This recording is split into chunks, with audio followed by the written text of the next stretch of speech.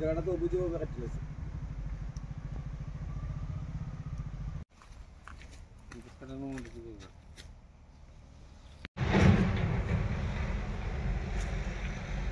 তো বুঝলি বিষয়টা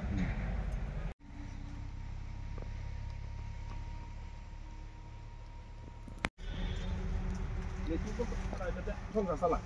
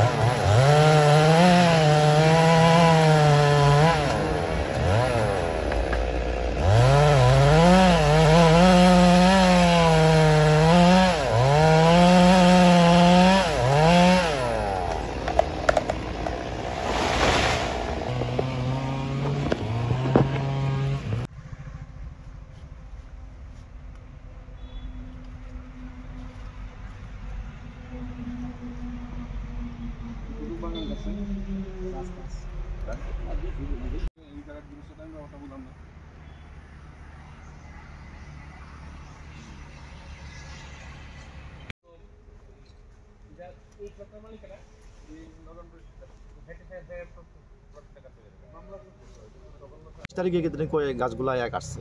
আমি ওই সময়ে আমি আসলাম, বাড়িতে আসলাম না আর কি। তো আমি এখানে বিগত 40 বছর ধরে আমি এখানে এই জায়গাটা দখল সত্ত্ব হিসেবে আমার আছে আর কি।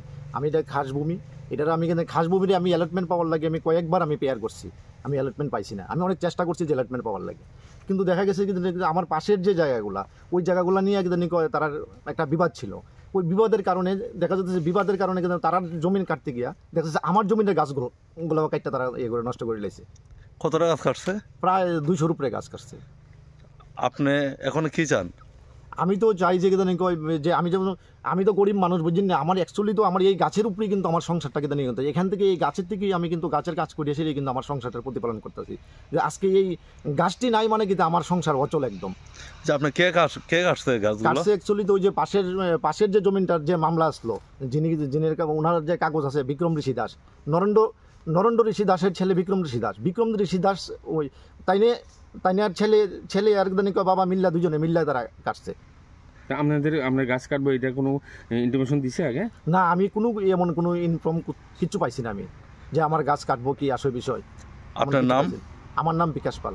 জায়গাটার নাম হইল এটা আমরা ধলাবিলের ইয়েতেই, এটা রামচন্দ্রঘাটের এরিয়া পড়ছে আর কি। ধন্যবাদ।